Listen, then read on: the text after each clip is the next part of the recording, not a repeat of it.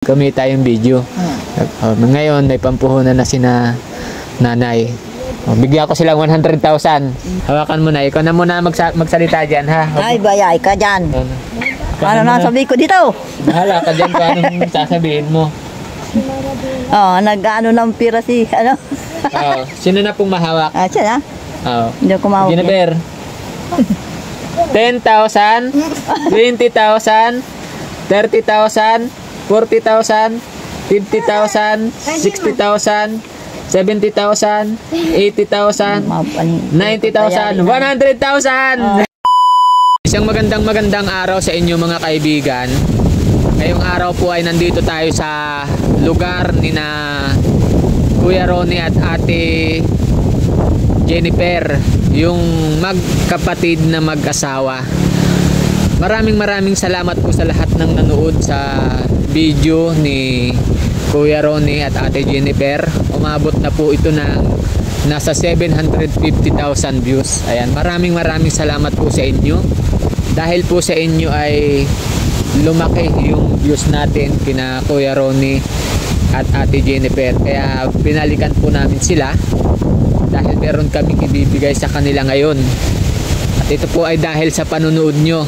Ayan, dahil kumita tayo dun sa video, may maibibigay tayo na pangpuhunan na Kuya Ronnie at Ate Jennifer.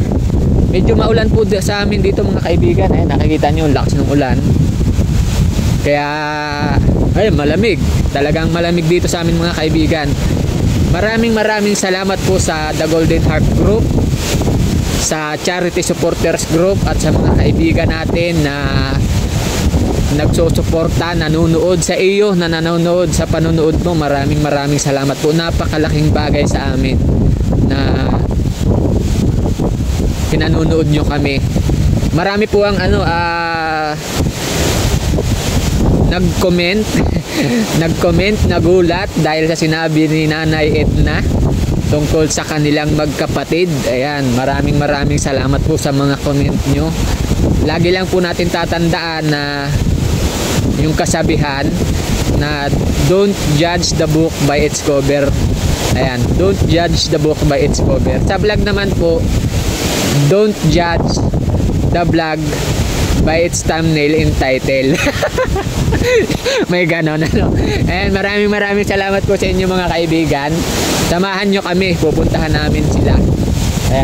Kahit medyo masama ang panahon, gusto namin na puntahan sila kasi gusto namin na magkaroon sila ng maliit na tindahan para meron silang pagkakitaan. Dahil ang totoo po nun, si Kuya Ronnie ay mayroong sakit at hindi siya makapagtrabaho. Meron silang 5 anak. Si Ate Jennifer naman po ay hindi rin makapagtrabaho dahil meron siyang maliit na pinadedede. Kaya hindi din siya makapagtrabaho. Kailangan nila ng pagkakakitaan habang si Kuya Ronnie ay nagpapagaling. Kaya naisipan ko na bigyan sila ng kaunting puhunan. At ang plano namin, nag-usap na po kami ni Kuya Ronnie, dito sa lugar na ito ay magagawa kami ng kubo-kubo. Dito sa lugar na ito magagawa kami ng kubo-kubo, tapos magdi-display sila ng mga kamote, saging na kanilang itinanim. Tapos mamimili din sila ng mga gulay-gulay kasi marami nagtatanim dito dyan sa may parte dyan. Yan, makikita nyo po dito sa may parte dito. Marami dyan nagtatanim ng mga gulay, mga kung ano-anong gulay. Sabi ko mamimili na lang sila dyan.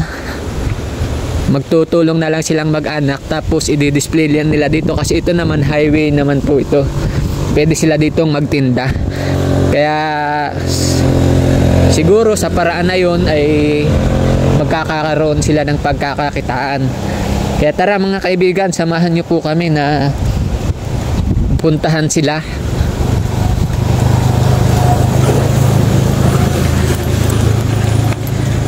Ito nga pala mga kaibigan yung bahay ni Kuya Ronnie. Ayan, ito yung bahay nila. Ito. Lagi lang po silang nandoon sa baba dahil nandoon yung kanilang trabaho, yung kanilang pagtatanim. Hindi kayo Ronnie kasi nagtatanim-tanim po dyan. Kung makikita nyo yan, itong mga saging na ito, mga tanim nila yan. Hanggang dun. Yung kamuting kahoy, ano po, tanim din nila yan. Yan, malawak na yan. Kaya sabi ko, pagka may mga pumupunta daw po kasi dito bumibili, siyempre pagka pupunta sa puno, yung mga mamimili, mura yung bili. Kung sila na mismo yung magtitinda dyan sa may harapan nila, edi medyo mahal-mahal na yung benta nila. Halimbawa, mga kaibigan, yung saging binibili sa kanila ng 15 pesos per kilo. Tapos yung binebenta naman niya ng mga mamimili ng 35 hanggang 40 per kilo. Kung sila na magbebenta, di yung saging nila magiging, kahit ibenta nila ng 30 per kilo, di okay na.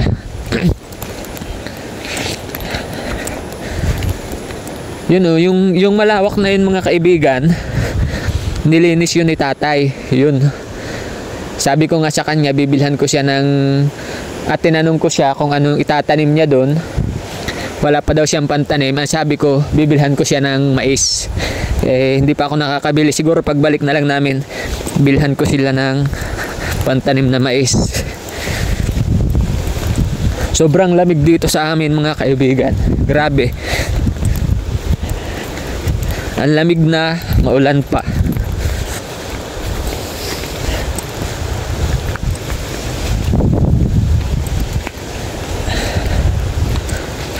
Ingat ka, Inday, baka ikaw ay madulas. Shout out po sa Charity Supporters Group. Ayan, thank you sa pagsuporta po sa atin. Tsaka mga kaibigan ha, wag nyo pong kalimutan yung BRB Resto Bar, paki-follow. At kung kayo ay nandyan sa Pampanga o malapit sa area ng Pampanga o kayo ay napupunta dyan sa Pampanga, yan, daan po kayo dyan. Bisitahin nyo yung BRB Resto Bar. Ang nagmamay-ari niya na isa sa sponsor ng The Golden Heart Group, si Ma'am PD. Tsaka yung mga kaibigan ha, thank you po dun sa mga nag-follow sa ating Facebook page na Kulas at dun sa It's Miram page na TikTok natin. Kung kayo po ay bibili ng mga cellphone case, meron po tayo dyan ng mga cellphone case sa ating TikTok. Payong, meron din tayo doon. Ito mga kaibigan, mga tanim yan ni tatay. Ang lawak ng muting kahoy. Yung mga saging.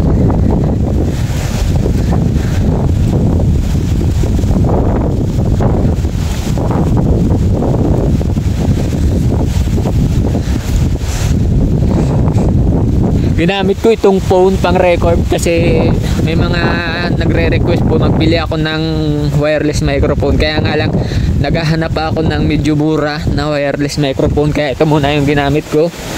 Kaya hawak-hawak kong ganito. Nung nakaraan po binigyan ako ni ni Willowa Rain. Kaya nga lang yung nabili ko pagka medyo napapalayo yung yung mic, medyo naugong na, hindi na nakiklear yung boses. Kaya hindi ko na po ginagamit. Kaya naghanap ako ng medyo mura tapos medyo maayos na wireless microphone. Yung isa naman binili ko, hindi gumagana sa Oppo.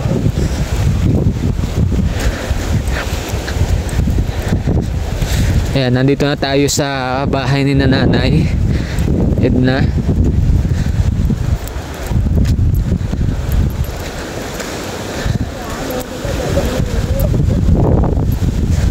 Hello. May mga kahoy na si tatay Hello. Good morning. Tao po. Good morning po, Nanay. Oo. May buntis. Sinong buntis? Ikaw, si nanay. Ayos oh. Maganda na yung bahay ni tatay. Oo. Kumusta po kayo dito? Malamig ano? Ayos naman. Talagang malamig. Oo. Mabuti oh. Ang ganda ng pagkagawa ni tatay nung ano. Tingnan mo. Dapat pala si tatay na lang ang kinuha ko din panday. Ano? Kaya nga lang layo. Malaki. Na-asenso na si nanay. Ay, hindi pa. Nayaman. Kita nyo po ang ganda na ng bahay. Hindi ko nangyari. Oo. Bulas pa. Tayo, mabubuo din po yan. Sumakit bigla yung tagiliran ko. Bakit? Saan ba punta ni tatay? Ay, now. Ay, mahinaw. Nag-ano kayo? Nagtatanim siya, ay ako naglalaba. Ah, oo. Kaya naman nagkukusot ako na naman. Nag? Kukusot. Oh, nagkukusot. Ay, naman. Ay, sino po nagagamas doon sa kamutihan? Ay, doon yung sa kabila. Ay, akala ko tanim ninyo. Hindi. Tinuro-turo ko pa naman. Dito lang. Dito lang, kabila lang. Yan, sa paligid. Oo. Dito, Tinuro-turo ko pa naman. Ito po si ate, Jennifer. May alamig ka? May alamig. Nagkain na po kayo? Yan, kanina. Nagkain na? Kayo na. Okay na po. Okay na po kami. Ayos, ito ang upuan ni tatay, oh. Tibay. Ano yan sa inyo? Ay, nahanda na po ito sa akin. Para sarap nga dito matulog, oh. Tagal ni tatay, ah. Meron akong surprise kay tatay. Oo. Ito po yung sinabi ni tatay na nabili niyang pawid na nung nakaraan. Oo. Magaling si tatay magpanday kasi tiyan mo yung mga bilog na kahoy yun. Ang galing ng pagkakabit. May pako lang kaya yan. Oo. Ako kasi hindi ako maalam sa mga ganyang bilog. Masun po yun kasi si Papa. Ay, masan dyan? Oo. Hayaan at pagka tayo madaming project unin natin si tatay. Ang ulan naman ng layas. Eh kaya nga, sabi ko nga po, tutulog na lang ako. Eh, sabi ko naman, naisip ko na, sabi ko para makapagsimula na kayo. Oo. Sabi ko baka nanguha na si tatay ng kahoy. Oo, nakuha naman. Ay, nanguha na? Ay, yun. Oo, siya na yun. Kahit na nabulan na yung mute. Oo. Eh, sabi ko, dalhin ko na para makapagsimula na. Mamaya na lang ako matutulog. Yeah. Bagay gabi. Opo. Ito po pala mga kaibigan yung mga anak ni Kuya Ronnie. Ito. Tapos, Yun. ikaw? Di ka dali. Yan po. Saka yung... Ba't ka? Ito yung panganay, ano? Tapos, ito pangalawa. Yun yung pangalawa, yung lalaki. Lumapit ka Pangatlo to, yun. Oo, pang-apat. Pang-apat ito, tsaka pang-lima itong bunso. Ayan. Nagbalik kami dito, nanay, at di ba napag-usapan nga po natin na tayo ng tindahan. Ngayon na, malusak. Ha? Opo, para makapagsimula na agad. Para sa aninanay niya yan doon. Para makapagsimula na agad, para may pagkakitaan na agad kayo. Tulong-tulong na lang po kayo, nay. Ano? Sige, mapasan din ako. Hindi, pagbebenta po ba? Oo. Oo. Para kahit paano ay maka-ahon-ahon. Oo. Mahirap yung buhay laging nasa ilalim. Diba? Walang nagbabaw. Ayan. Marami po nagulat doon sa sinabi ni nanay. Kaya na magkapatid. Ayan. Thank you sa inyong mga nanonood. Doon po sa mga nambash, thank you din po kasi kumita yung video. Ngayon, may pampuhunan na si nanay. Bigyan ko silang 100,000. Yan. 100,000. Ha? Hawakan mo na. Ikaw na muna magsalita dyan, ha? Ay, bayay ka dyan. Ano na sabi ko dito? Bahala ka dyan kung anong sasabihin mo. Nag-ano ng pira si, ano? Sino na pong mahawak? Siya na. Hindi ako mahawak. Jennifer. 10,000, 20,000, 30,000, 40,000, 50,000, 60,000, 70,000, 80,000, 90,000, 100,000. Oh, yan. Salamat. Ano po yan ay? Yan yung kita ng video natin. Hindi pa, ang sahod namin doon sa video natin sa next month pa. Eh ngayon, binigay ko na yan para magkaano po, makasimula na. Makasimula na tayo. Magbili ka na po tatay ng pawid. Pawid daw. Yung pawid, siguro kasi naman pag maliit lang, mga ilang pawid po kaya yun? Oo. Magbili ka na po ng 300, tapos yung 100 ilagay mo na dito sa ano mo. Oo. Maraming salamat. Oo. Tapos yung tira, di bahala na po kayo kung anong bibilhin natin na paninda dyan. At pagka sahod po uli namin sa next month, dagdagan na lang natin yung tinda nyo. Wala kayo Oo. Ang bibilin ay pawid pako. Oo. Bago sa yung pang-angkod mo sa Oo. Ikaw na lang po ang ano. Kasi na po kaya 100,000 na yan. kulang naman. Magdagdag ko pa. Wala yun. kapag kasi natin Oo. Para makapagsimula na. Kahit tayong o kahit i-display lang po muna doon, kamote, saging, o kung ano pang magulay, o kung anong produktong nandito para may income.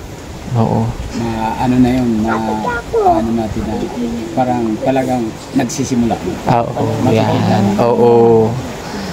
Kaya kung yan tinatawag po na kumikita ang kabuhayan. Oo. Hindi pa mo. Ayan, Kuya Ronnie, kumusta ikaw? Okay lang po. Tuloy-tuloy naman yung paggagamot mo. Ano na, nakakuha po ako ng nung Lunes, ng gamot niya sa sinter. Oo. Nabigyan man siya ng pang isang buwan. Ay, ayos. Basta tuloy-tuloy lang, Kuya Ronnie, yung ano. Magaling yan. Makaka-recover yan si Kuya Ronnie. May bato ko na. Kumbaga, Dito lang po ako na. ano naman na niya yung sakit ay napurkalma na. Oo. Kahit paano. Naka ilang buwan ka na? Wala. Dalawa? Ay, 4 pa. O mga 4, mga makaka-recover na yan si Kuya Ronnie. O sige, gano'n na lang po tayo ang ating gagawin. Siguro mga after 2 weeks na lang po uli kami magbalik dito. Pagbalik po namin, may nakadisplay na kaya doon? Ano po natin kung ano ang ating plano kasi namin, tutulungan namin kayo ni Kuya Oliver. Kaya nga lang, may ginagawa pa kami doon sa Kayang-kaya naman na yan. kung sa pagtatayo ng Kayang-kaya naman yan. Kayo. kayang-kaya ko yung siya po, sige. Yung dami siyang katulong. Oo, ayaw nga pala, Tulong lalaki. Oo, tsaka mga kaibigan, gagawan po natin ng YouTube channel tong si Ate Jennifer. Pag ginawan po natin mga kaibigan, pakisuyo yung suportahan nyo yung kanilang YouTube channel para kahit paano ay makatulong tayo sa kanila na kapag sisimula nila magkaroon ng pagkakakitaan. Ayun lang, maraming salamat po uli sa The Golden Heart Group tsaka sa lahat po ng sumusuporta sa atin. Maraming salamat.